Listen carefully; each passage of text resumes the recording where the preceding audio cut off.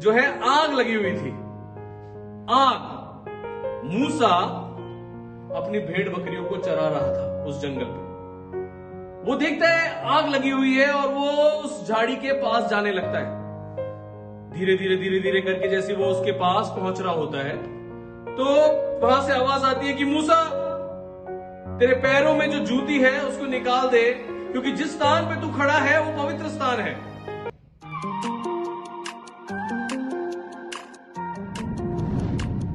सभी को जय मसीह की।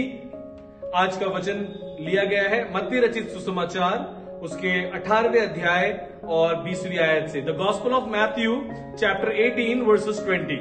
My brother will read it for you.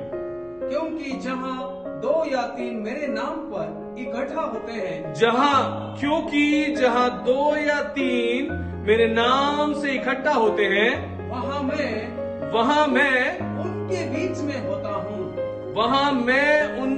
बीच में होता हूं। Thank you brother for reading. परमेश्वर वचन के पढ़े और सुने जाने पर सबको आशीषित करे और अनुग्रहित करे।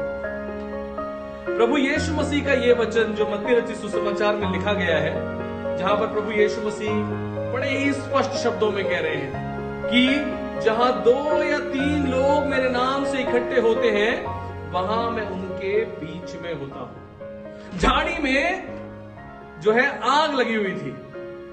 आग। मूसा अपनी भेड़ बकरियों को चरा रहा था उस जंगल में।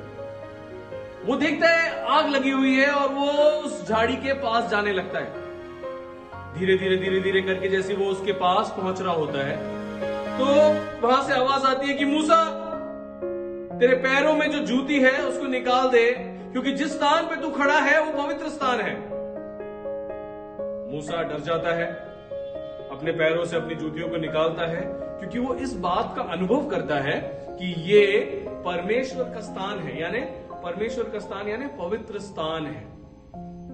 फिर से मैं उसी वचन की ओर आना चाहता हूं जहां 2 या 3 लोग खड़े होते हैं, या जहां 2 या 3 लोग होते हैं जो परमेश्वर की आराधना करते हैं, स्तुति करते हैं, प्रशंसा करते हैं, महिमा करते हैं, वचन को सुनते हैं, गवाहियों को बांटते हैं, एक दूसरे का हाथ पकड़कर या सर पे हाथ रख के या किसी भी तरह से प्रार्थना करते हैं। प्रभु यीशु मसीह का वचन कहता है वो उनके बीच में है,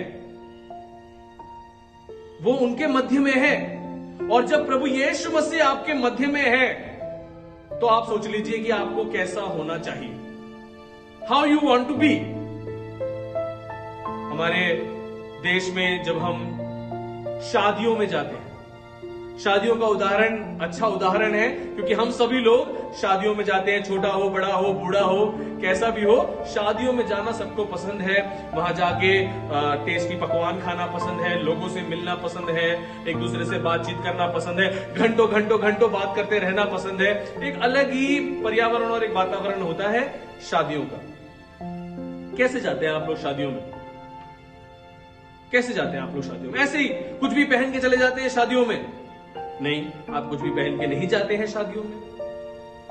कैसे भी आपके बाल हो आप चले जाते हैं शादियों में? नहीं, आप नहीं जाते हैं ऐसे शादियों में। आप तैयार होते हैं, शीशे के सामने तैयार होते हैं, तैयार होने के बाद बाहर जाके अपने मित्रों से पूछते हैं, अपने परिजनों से पूछते हैं कि मैं कैसा लग रहा हूं। आपकी शादी नहीं है, आप दूल्हे नहीं है उस दिन, लेकिन फिर भी कम से कम 5-6 बार, अरे कैसा लग रहा हूं बेटा, ये कोट कैसा है, ये शर्ट कैसी है, ये पैंट कैसी है, मेरे बाल सही लग रहे हैं, मेरी दाढ़ी सही लग रही है। बहनें भी इसी तरह से अपने आप को अपने पति से, भाई से, दोस्त से, सहेलियों से पूछती हैं, मेकअप अच्छा है, बाल अच्छे हैं। जब तक कोई 10-5 बार हमारी तारीफ ना कर दे तब तक हमको मन में तसल्ली नहीं आती। वाह भाई साहब क्या कोट पहना है, वाह सिस्टर क्या सूट पहना है, वाह सिस्टर क्या बाल बनाए हैं, वाह भाई साहब क्या जूते हैं आपके। तो दिल को भी एक सुकून आता है, एक चैन आता है। जैसा कि मेरे भाई ने पढ़ा, जहां 2 या 3 लोग इकट्ठे होते हैं वहां पे प्रभु यीशु मसीह की उपस्थिति होती है। तो जब आप कलीसिया जाते हैं तो वो 2-3 लोगों के साथ बैठने के लिए जाते हैं ना, प्रार्थना करने के लिए, बैठने के लिए, आराधना करने के लिए जाते हैं। तो कैसे बन के जाना है, क्योंकि आप प्रभु की उपस्थिति में जा रहे हैं। बहुत से लोग मेरे से इस बात के ऊपर तर्क वितर्क भी करते हैं। जब मैं ये बात बोलता हूं, वो कहते हैं नहीं, परमेश्वर तो मन को देखता है, परमेश्वर को बाहरी रूप से कोई लेना देना नहीं है, ऐसा भी बोलते हैं। लेकिन मेरे प्रिय भाइयों और बहनों, मैं आपसे ये कहना चाहता हूं, परमेश्वर तो मन को देखता है, लेकिन जो आपके साथ 2 या 3 लोग वहां पर बैठे हुए हैं प्रार्थना करने के लिए, उनका सांस लेना भी जरूरी है।